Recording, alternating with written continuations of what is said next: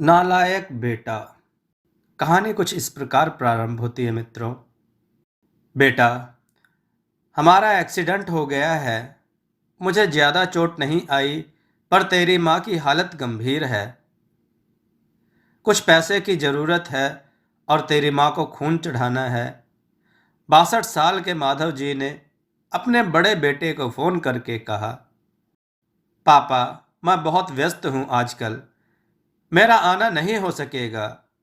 मुझे विदेश में नौकरी का पैकेज मिला है, तो उसी की तैयारी कर रहा हूँ। आपका भी तो यही सपना था ना, इसलिए हाथ भी तंग चल रहा है। पैसे की व्यवस्था कर लीजिए, मैं बाद में दे दूंगा। उनके बड़े इंजीनियर बेटे ने जवाब दिया।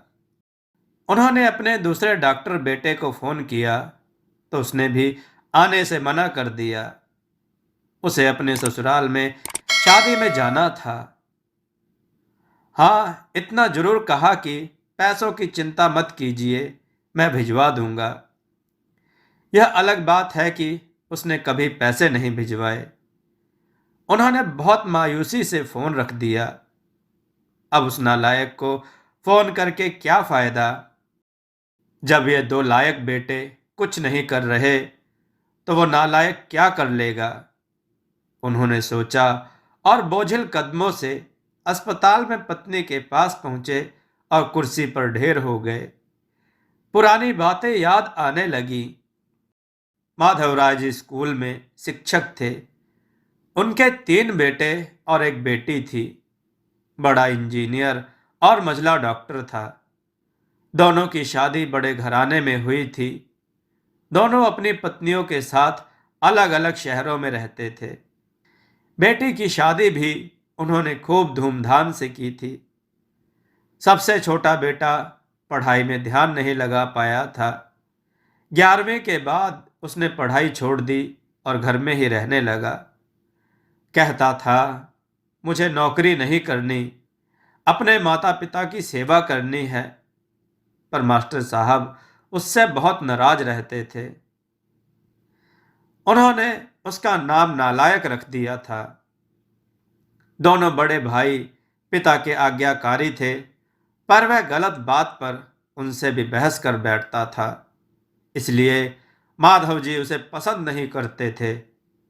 जब माधव जी रिटायर हुए, तो जमा पूंजी कुछ भी नहीं थी। सारी बचत दोनों बच्चों की उच्च शिक्षा और बेटी की शादी में खर्च हो गई थी। शहर में एक घर, थोड़ी जमीन और गांव में थोड़ी सी जमीन थी। घर का खर्च उनके पेंशन से चल रहा था। माधव जी को जब लगा कि छोटा सुधरने वाला नहीं, तो उन्होंने बंटवारा कर दिया और उसके हिस्से की जमीन उसे देकर उसे गांव में ही रहने भेज दिया। हालांकि वह जाना नहीं चाहता था, पर पिता की जिद के आगे झुक गया और गांव में ही झोपड़ी बनाकर रहने लगा। माधव जी सबसे अपने दोनों होनहार और लायक बेटों की बड़ाई किया करते। उनका सीना गर्व से चौड़ा हो जाता, पर उस नालायक का नाम भी नहीं लेते थे।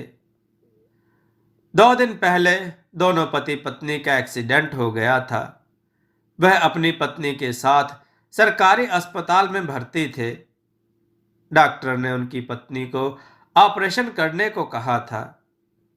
पापा, पापा, सुनकर तंद्रा टूटी तो देखा सामने वही नालायक खड़ा था।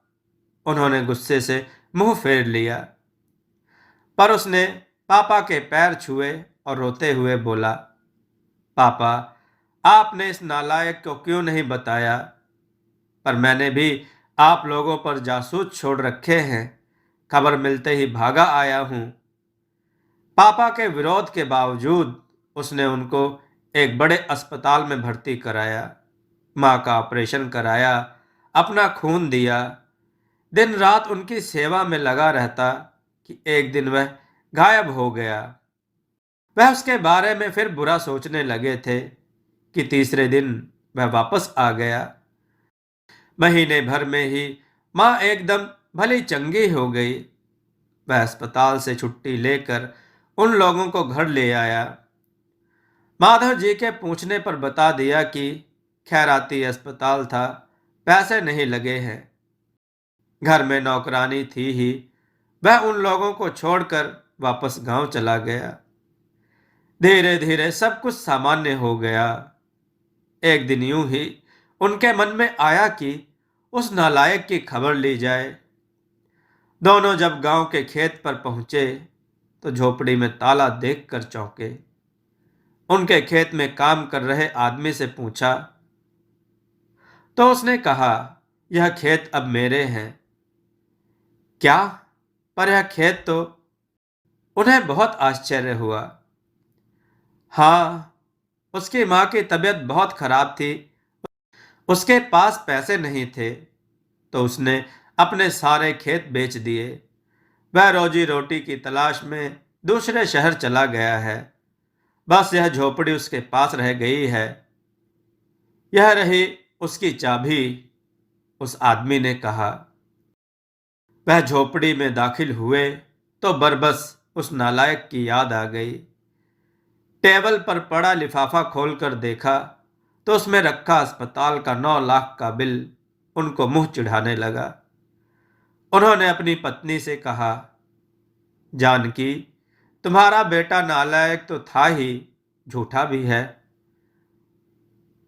अचानक उनकी आंखों से आंसू गिरने लगे और वह जोर से चिल्लाए, तू कहां चला गया नालायक, अपने पापा को छोड़कर? तू कहां चला गया नालायक, अपने पापा को छोड़कर? एक बार वापस आ जा, फिर मैं तुझे कहीं नहीं जाने दूंगा।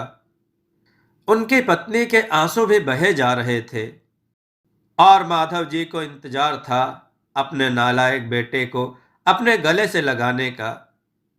सचमुच बहुत नालायक था वो। दोस्तों, आपको यह कथा कैसी लगी? अपने विचार और सुझाव कमेंट में जरूर दें। हमारी कथाओं को लाइक करें, हमारे चैनल को सब्सक्राइब करना न भूलें। हमारी कथाओं को शेयर जरूर करें जिससे लोगों को अच्छा ज्ञान प्राप्त हो। जय श्री राम भक्तों।